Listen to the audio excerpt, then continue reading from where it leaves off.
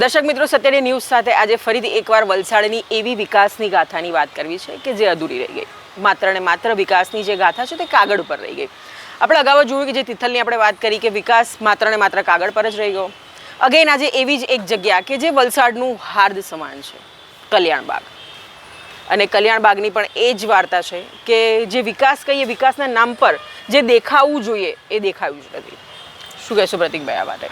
કહેવાનું એ જ છે પૂજાબેન કે વલસાડ કોઈ પણ વ્યક્તિ આવે, સ્ટેશનથી આવે કે બસ સ્ટેન્ડથી આવે, કશેથી પ્રવાસ કરીને આવે તો કલ્યાણબાગ એવી જગ્યા છે કે જે સૌથી પહેલાં એની નજર સામે પડતી હોય છે.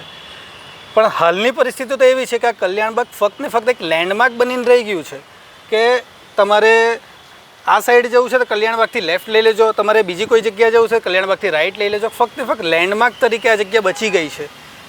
જે તમે કીધું તિથલની જેમ આ જગ્યાનો પણ જે રીતનો વિકાસ થવો જોઈતો તે થયેલો અમને નથી લાગતો. પેપર પર જ કર્યો છે, કોઈ પણ અધિકારીએ ગ્રાઉન્ડ પર આવીને રિયાલિટી જાણી હોય એવું તો અહીં જોઈને લાગતું નથી. અને ચોક્કસ એક વાત કહી શકીશ કે કલ્યાણબાગ દરેકના લોકોના મોઢા પર નામ આવતું હશે.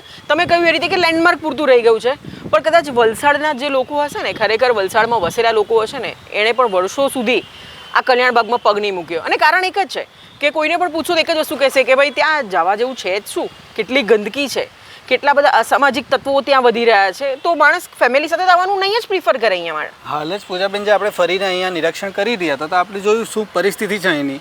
આપણા કેમેરામેન અને એડિટર એ વસ્તુ આપણે બતાવશે પણ આ દર્શકોને આ વિડીયોમાં કે અહીં અમને વિસ્કીના બોટલોથી લઈને કચરાથી લઈને તમે એવી એવી જગ્યા જોઈ શકો જે કે ખુલ્લી પડી છે, જે પોટહોલ તમે કહી શકો, મેનહોલ કહી શકો, એવી બધી જગ્યાઓ ખુલ્લી પડી છે. ઘાસ ઝાડવા એવા વધી રહ્યા છે.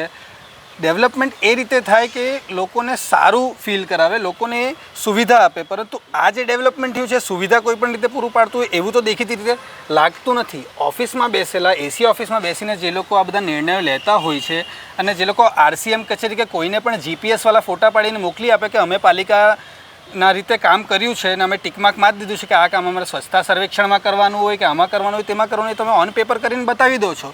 પણ તમે કોઈ વાર આવો આ જગ્યાએ, પગ મૂકો અહીં, જોવો આ પરિસ્થિતિ શું છે.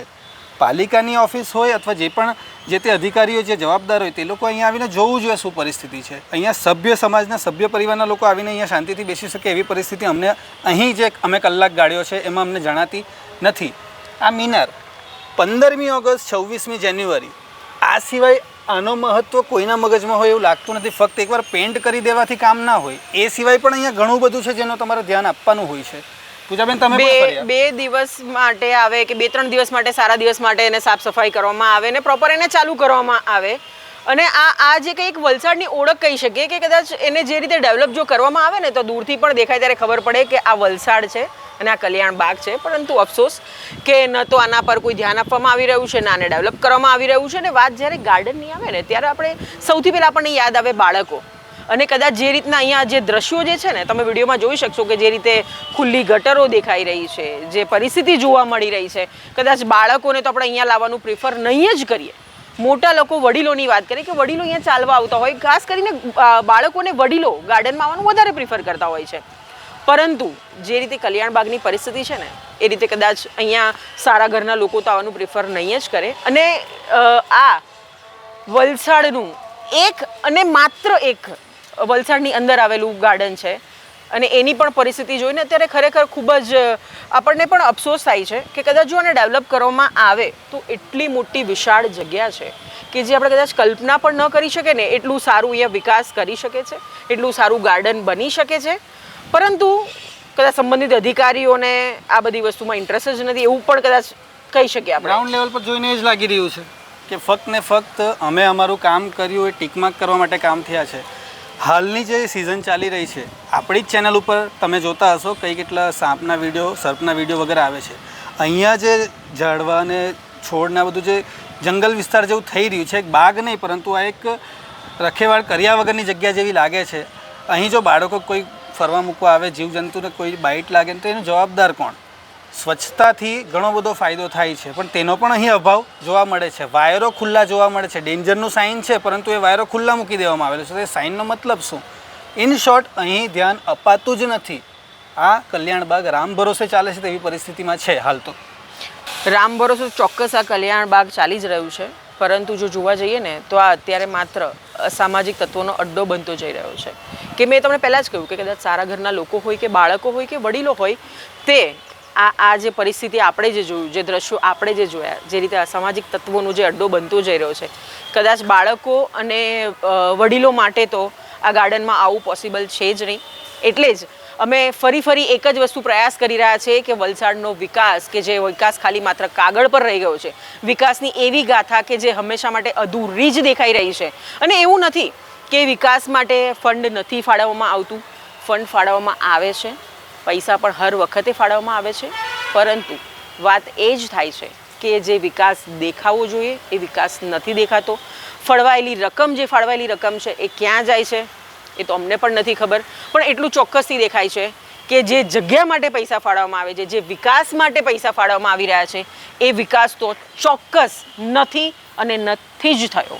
આ જ ભાગના પાછળના વિસ્તારમાં જ્યારે આપણે જઈએ, ઘણી ટાંકીઓ, ટેન્ક્સ છે ખુલ્લી છે, ઘણા હોલ્સ છે જે ખુલ્લા છે. ત્યાં જે પાણીની ટાંકી માટેની જે મશીનરી વગેરે જે મૂકવામાં આવેલી છે, વાયરિંગ વગેરે, ત્યાં કોઈ એવો વ્યક્તિ નથી. કોઈ પણ વ્યક્તિ ત્યાં ઘૂસી શકે છે, કોઈ પણ વ્યક્તિ ત્યાં જઈ શકે, કંઈ પણ કરી શકે છે. કોઈ પણ જાનહાનિ થાય, કોઈ એક્સિડન્ટ થાય, તેનું જવાબદાર કોણ?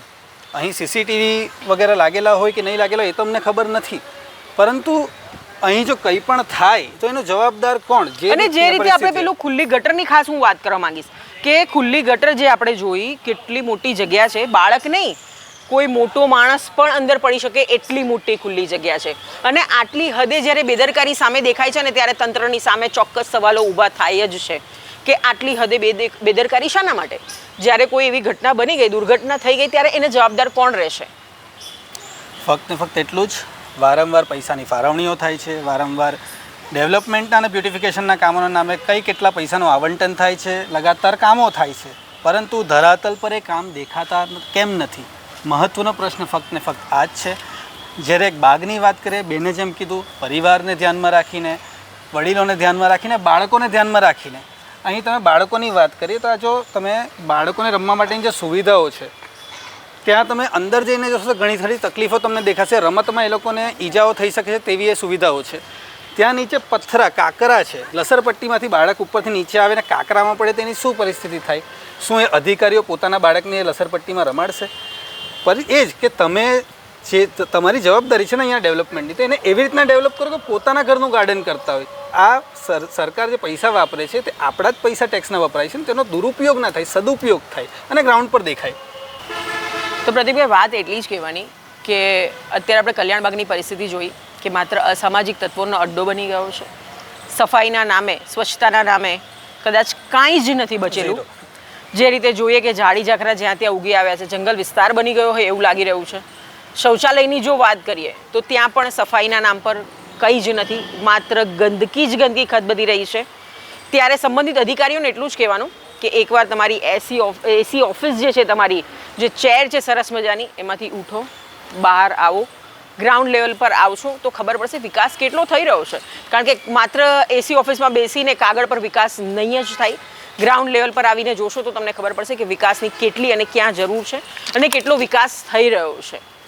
એટલે બસ અધિકારીઓને એટલું જ કહેવું કે ગ્રાઉન્ડ લેવલ પર આવો અને વિકાસ થાય એના માટે સતત અમે પ્રયાસ કરી રહ્યા છીએ અને સતત ન્યૂઝ સતત આવી જે વલસાડની અધૂરી વિકાસની ગાથાઓ છે એને સતત ઉજાગર કરવાના પ્રયાસ કરી રહ્યું છે.